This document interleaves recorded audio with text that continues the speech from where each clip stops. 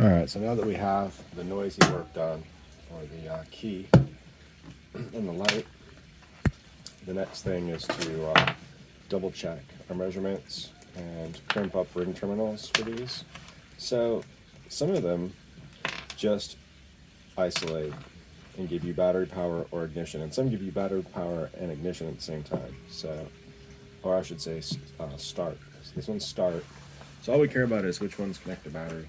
So I know we did this before, but when we permutated through this before, we were just checking which pole was which. We weren't checking which poles stay on, or I might have, but I didn't write it down. So whenever you're going to do a continuity measurement, you go to ohms, look for the beep sound, and we always beep off. All right. So battery. I expect no continuity to anything other than itself. All right. Anyone who's too proud to make that first check doesn't know what they're doing. So let's go to the left. I've always hated that setting. Only one pole. Let's go to the right. Aha, both these poles. So this is like just the radio. And then if you go to the left, you get just the radio. We did go through this. And if you go to the right, you get the radio plus the ignition coil. And then if you hit the starter button, let's see if those stay on. Sometimes they turn off and sometimes they stay on. Well, the coil will stay on, but this might turn off to turn your radio off while you're turning over. Like, this is your headlights and shit. You don't want your headlights on when you're turning over. So, start. Yeah, exactly. Cool. Yeah, so this one turns off your headlights and radio and all that shit, keeps power to your coil, and sends power to your ignition. So that's fun. Let's draw it up and see how we want to wire it. There's lots of ways to wire it. One way is right.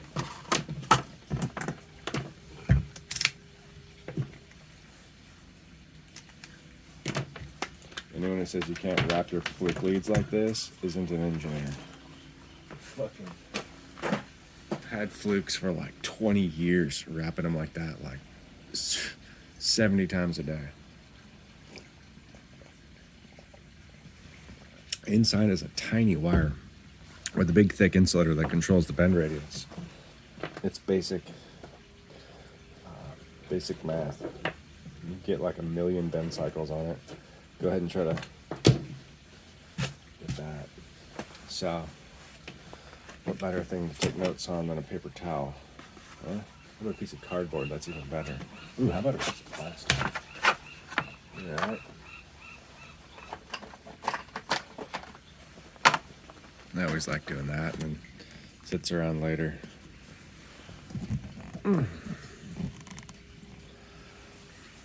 So, usually, an ignition is relative to the positive, but this is ground switching, so it's different.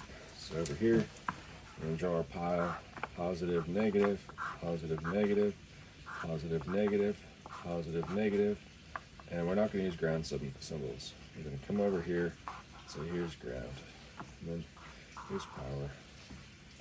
So up here, we put a contactor on the power. And we have a coil driving that, which we've brought over to the power. And we've stated that comes down into the BMS.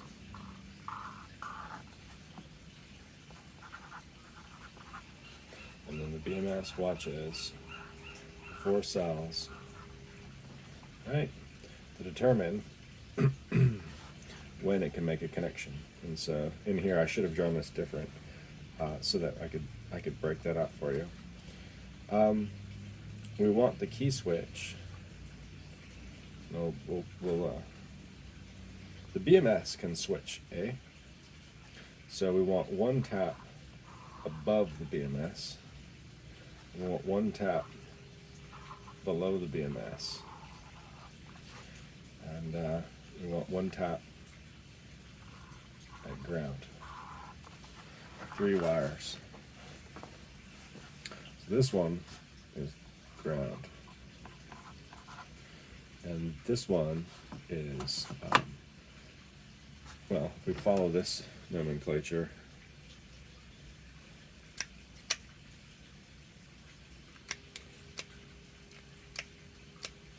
it's the one that stays ignition.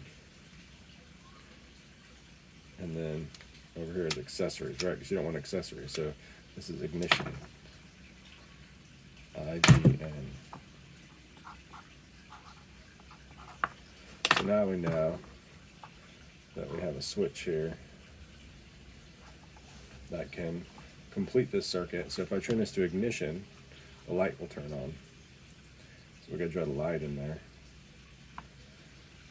And we'll draw that last. And then if we put it to start, we actually want to jumper this, eh? So we call that ST. So I don't see any purpose in using accessory.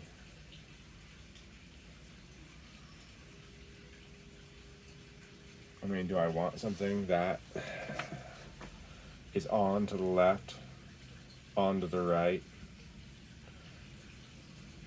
and then turns off while I'm starting? No, I don't want that.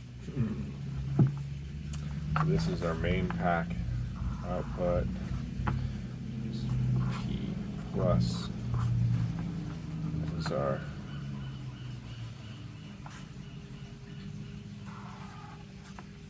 P minus.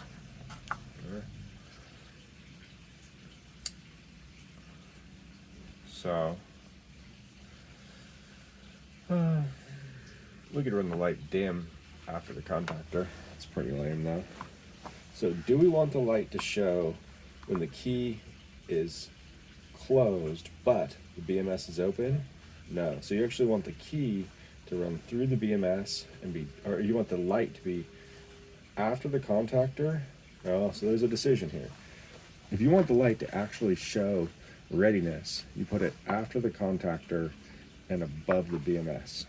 So the ignition will turn it off, and the BMS will turn it off, and the contactor will turn it off. So if that blue light's lit, you have power.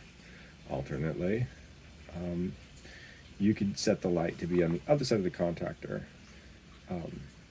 such that if you hit and going through the BMS. So if you hit start, it will light up.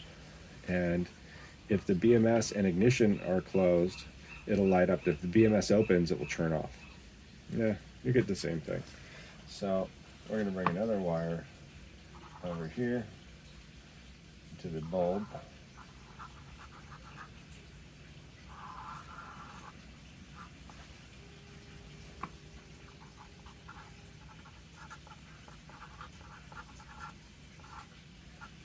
$50 milliamp bulb, and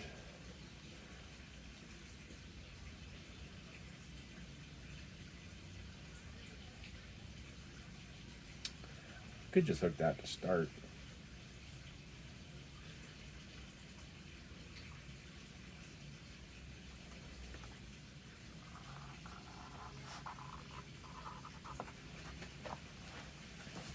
So contactor is open, you put the key in, you close the key to ignition, the BMS is in a good state, coil starts flowing current, contactor closes, light lights up, light goes through the BMS, BMS opens, so it wouldn't matter.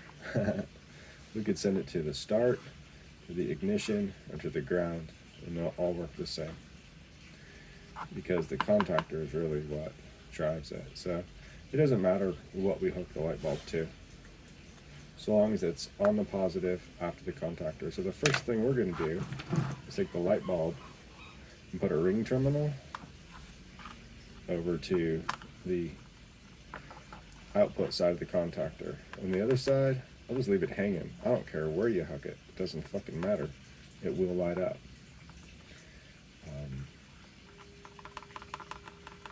And in this case,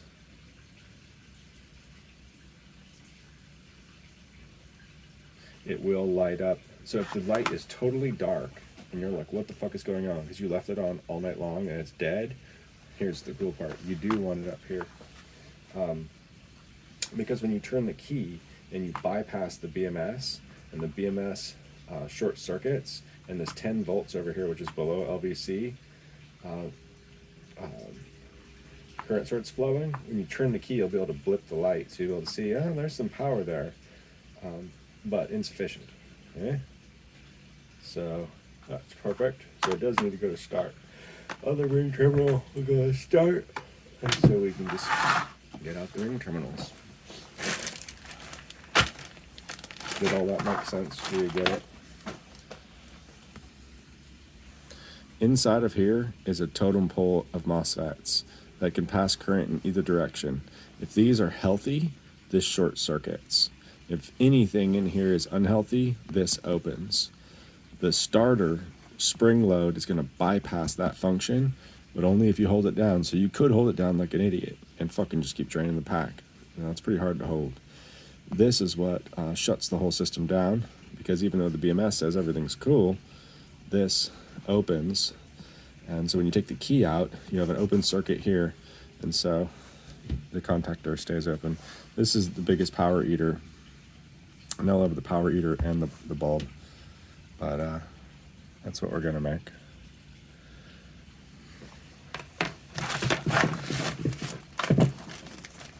I suppose I should stop there. I'll go for an hour.